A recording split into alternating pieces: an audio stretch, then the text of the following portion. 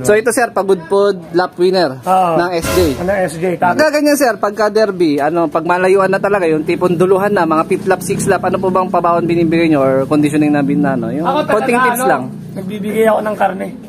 Karne? Anong specific na karne sir? Karne ng baka, may halong taba.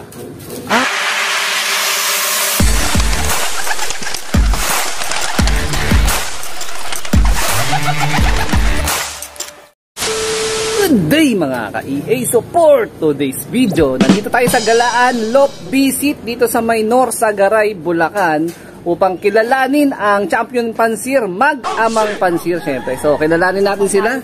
Ay, Sawang Palay! O, Sawang Palay pala! Ayan. Yung ating nilop visit ngayon na si Sir Consi tsaka si Asin. Ayun, lop name sir? Lop name, Asil Margaret. Yun, Asil Margaret. Grabe. Ito yung pinakamagiging successor mo na, sir, no? Pagdating ng panahon. Ayun. Etong ibon mo, sir, anong taon ka ba nagsimula, sir? 2015. 2015. Pero hindi seryoso. Oh, tamang alaga lang. Pero itong lop mo, sir, gano'n na po ito katagal, sir, na nagawa? Before pandemic pa to. Before pandemic. Parang medyo may binabago ka doon, sir, Ano yan, sir? Extension or paano po ba mangyayari? Yan na yung yan yung diyan ko ilalagay yung magpapalipad sa akin. Okay. So ito, babaklasin na to, sir? O ano ba? Babaklasin na rin, mga by mid ng January or basta. At tatapusin lang tong south, sir, no? May ongoing south ka pa nililipad ngayon, sir? May mga young bird pa kasi ako ng south. Sir, congrats nga pala, doon sa awarding natin. Yun. Meron kami awarding nung nakaraan linggo. So, kinuha na nila yung trophy nila. Nasaan na yung trophy mo? Kunin natin. Yun. So, pagka wala ka, sir, si Asil talaga yung katuwang mo. Si Asil talaga yung nagkakalak. Yung mismong pauwi mo ng second overall, yun, no? Grabe. Anong bloodline nito, sir, nung napauwi mo na nakaraan? Dilema. Dilema. Actually, hindi ko ibon yan. Okay. Ano yan? Ibon ni Engineer Mag. Toto. Si Sir Engineer. Okay. Nilipad niya sa akin. Ayun, no? Grabe, daming awards. Sana all. Grabe, galing, Ito po all bird, si 715. Ito naman po ay si 26. Si 715 yan, lap champion ng pagudpod. Apo, ito galing. Pagudpod, lap winner. Ito din po, new bird din po siya. Ayun, no? Tingnan natin. Nakalagay. San Jose del Monte. Ayan, no? Second overall champion. South pala to, sir, ano? Nitong nakaraan, ano? Galing. Nandiyan pa yung ibon, sir, or wala na, nai-out na?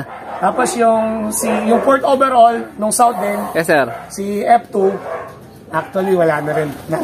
Nabili na rin, grabe. Pagka ganyan, sir, may mga in-out kayo ibon, paano ba yung kontakin para at least may idea yung mga nanonood natin?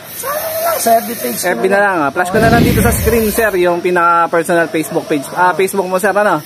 Ayun. So, eto, sir, paano po ba to? Magkahiwalay yung hen sa kak or paano po? Sama lahat yan. Sama na. Hindi ako nag-ano na. Okay, nakabukas naman pala yung pinaka-ano, sir, pinaka-gilded. Akala ko nakasara.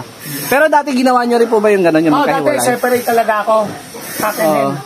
Mas gusto ko yun mas tingin, mas prepared nyo yun. Mas prepared ko yun, kaya lang, medyo matrabaho yun. Pero kung magkakaroon pa uli ako ng talagang yun ang gagawin ko. Mas gusto ko talaga yung separate ang hen sa kak. Sir, base sa sistema, yung mga late na mga pauwi nyo na nag-champion kayo, paano po ba ang pinaka-basics na sistema? Yung paronda, toss, ako talaga, more on low play ako talaga, bugbog sila sa low play. Okay. Umaga, tanghali, hapon. So 3 times a day? 3 times a day ako. Yung hapon ko, kahit 30 minutes, 15 minutes na lang.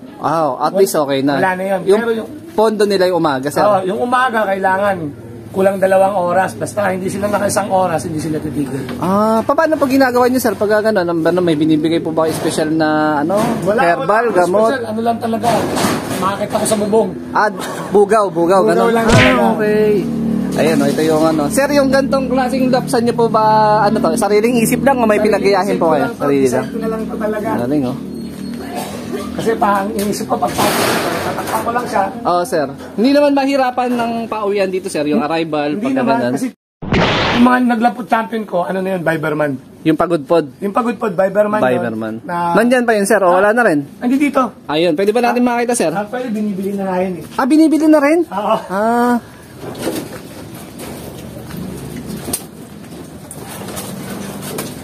Pagka may mga gusto magpasoksok, mag-PPM lang, sir, or paano po ba? Pag may ready breed lang kayo, doon lang kayo nag-out, paano po ba? Kailangan may scheduling kasi parang malaman nila kung ano yung bloodline. Yan ang magandang bird. Ayun, no? Ito si 7-1. Kinis pa, sir, ah. Anong, eto, naka-stop na ng lipad? Naka-stop na to. Naka-breed, hindi naman, sir? Hindi. Kasi gusto nang bilhin. Binibili na to eh. Ayun yung tatak ko. Ito si 7-1. So ito, sir, pagudpod lap winner ng SJ. Ng SJ. Tapos, cut off nung pagudpod 2. Okay. Pero at least, di ba, nung lap, yung pagudpod 1, parang magkasunuran lang ata yun, eh, no? Santa Praxedes lang naman, lapit halos. Sir, konting-konti lang yung diferensya nung laktaw nun, eh.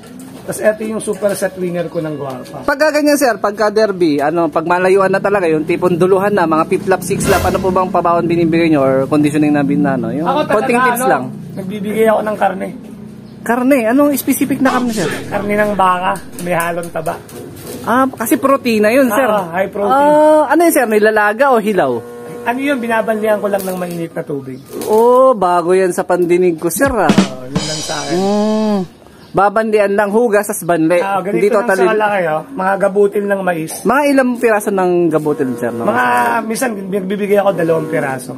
Okay. Konti lang naman. Pero usually, ang bigay, kunyari, loading hang gabi, hapon po ba yan? Tanghali binibigay? Binibigay ko siya, sa gabi na. Gabi. Sa mismong loading na, sir? Sa mismong loading. Basketing na yun. Tapos, basketing na. Bibigyan ko na siya nun. Sabay ng champion. Champion feeds. Okay. Ayun, no? Bagong Ito, sir, napakaganda ng off-color na to, sir. Mukhang hen siya. Anong... Kakayan. Kakto? Kakayan, sir. Ang ganda kasi ng kulay, kaya napagkamala na hen, eh. BDB. BDB sa Emilco. Okay. Pagka nasa breeding process naman kayo, sir, paano po ba pag nagsasala kayo ng ibon? Kailangan bilog na bilog katawan, nakapurga ba yan? Kailangan talaga yung katawan solid. Halos kala mo may sapola pero wala. Pero usually pag nagkasaka, sir, mga ilang clutch bago mababaklasin ng breeder? Ako, mahilig ako kasi magpayaya. Okay. Magandang nga yan, estilo. Hindi ko binubugbog ang breeder. Ang breeder ko, pinakamarami ng clutch hanggang 2. Okay, tapos pahinga na. Tapos yan. yung ibubuga ng kasunod, yaya na. Si Asil, may sasabihin na. Meron din po kami si 228. Pakikuha nga din si 228. Si 228 daw, sir. Ito yung first overall ng dapat ito yung mananalo. Ito ang pinaka-hated bird. Hated bird, bakit? Kasi pag nagkaklak kami, pag nandiyan na siya, pag pinapababa ni tatay, ayaw niya bumaba talaga. Yan siya, Ano siya, lalaki, babae? Lalaki to. Lalaki. Fiberman din to. Kapatid to sa ama ni 715. Yung 228 sa ring band yun, doon niya kinukuha yung pangalan. Minsan pag nagagalit si tatay, pinapalipad niya yun. Pinapapasok yan. Napakagandang kak, sir. Ibig sabihin nyo kaninang pagudpod na clacker, related sila, sir? Magkapatid sila sa sama. Sa tatay, okay. Ayan, in-out mo na rin, sir, o hindi? In-out to, kaya lang, nakabreed niya yun eh. Nakabreed mo na. Nakabreed yun sa pasaway pala to si Toto, 228. 228. Ito dapat yung first overall champion ng Guapa ng fan race. Ay, kasi nagtambay ng matagal. Noong last lap, 800 na lang siya. Sayang, napakagandang kakpa naman. Nasaan yung pinaka-parent itong mga Viberman mo, sir? Ito, parent. Yung sa Dilema, wala dito yung parent, sir, kasi pinalipad na. Ayun, medyo maingay lang mga kalapatids, pero tinatapos na kasi yung maglilipat na. Mga pang-norte na ba ililipad mo dyan, sir? Pang-norte. Yan, nakaviewing nga yung 3 sa class. Parang special tong breeding section mo na to, sir. Medyo mas maluwag sila dito. So, konting background lang pala kay Sir Consino. So, dati kasi nagmamanok si Sir, kaya napapansin natin na parang may mga scratching na nakalagay dito. Ayan. Uplight pen tawag dyan, sir. Dati po nung hindi pa po ito nagagawa, dito niya po nilalagay yung mga manok niya. Okay. Kasi nagawa po ito kaya wala na po siya. Nilagay na lang yung dyan. Ayos Salo natin. Magaling ni Sir. Ayun. Sakto. Ito yung tatay. Ito yung tatay. Itong baseline mo na yan, sir. Anong taon mo yung na-acquire, sir? Na-acquire ko to kay Ryan Carvalho. Gandang kako. Pakakinis. Kondisyon na kondisyon. Nakakasa ngayon, sir. May anak. Nakaano mo na. Nakapahinga siya. Ibig sabihin ito mga kasama dyan, mga kaklahat. Actually, yung magulang, yung asawa nito, nakawala. Hindi batcher. Nabili ko kay Nico Dadis. Kapatid nung Javier ko. Nakawala. Wala So, na. wala na. Hindi na, Wala goodbye na, na. oh. Pero meron ka pang ano nun, sir, mga inanak nung kapares niya na nun? Yun yun, si 715, tapos si 80. Mostly walang hen. Walang hen, madamot sa hen. Ayan, napakagandang ibon, no? Viberman. Ilan taon na sa'yo ang ibon na yun, sir? 2020 ko to na-acquire eh. Medyo. Nawala Iki kami to. ng ano eh. Kay Iki, kay Boss Iking sa Valenzuela ba nakatira yun? Si Ryan kay Ryan Carvalho, actually. Ano to? Ibon niya. Si Ryan ang kumuha nito at binili ko lang kay Ryan. Tapos po nawalan din po kami ng 3 birds, si 49 at si... Ba't nawala? Kasi yung training na, nagkahirapan. Opo, nung Hindi, actually si 49, alam kong hindi na siya uuwi. Tapos, Pero Kinarga nyo pa rin? Kino-content lang namin ang anak ko.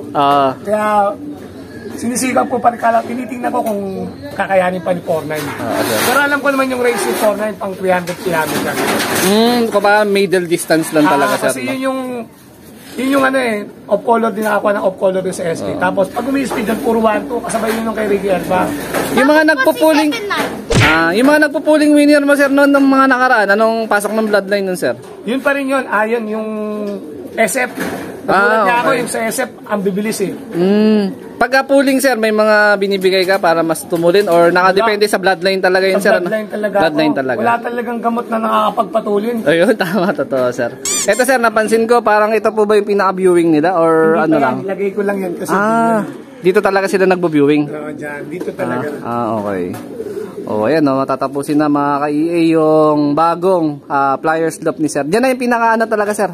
Paglalagakan ng bago. Tapos ito, pagka dumating yung panahon na kailangan nang ayusin to, matatanggal na muna. Pero hindi naman titigil sa pag-iibon si sir. Hindi. Walang ganon. Hindi uso. Sabi ko nga lagi namin sinasabi, rest but not quit. Yun. Magandang kasabihan yan. Turo sa atin ni... 3-5 at si 790 na wala din dun. Rest but not quit. Napakagandang inspirasyon para sa kagaya natin na nagsisimula pa lang sa pag-iibon. So, sa akin kasi sir, di pa ako ganun. Wala pa ako napapatunayan. Pero kahit gumugulong, di ako titigil, sir. Hanggat makuha ko yung pinaka-goal ko. Ayun. So, baka may gusto ko shoutout, sir, mga tropa natin. Shoutout sa buong tropa ng F2. Lalong-lalo na sa idol ng lahat. Wiki Elpa, Golden Ball. Wiki Elpa, kulin nyo na yung ano nyo. Tapos sila Ryan Carvalho at isang mentor ng pinakamagaling nung dati dito nung sa amin, kaya lang huminto si Ryan Geronimo. Di ba, sir, baka babalik rin sa soon. Tsaka kay paring Alex Solascasa na nag-inganyo sa akin mag-ibon. Ayun. Tapos pag anong gusto mo, sige, tama. Sige. anong gusto mo, wag mo itigil.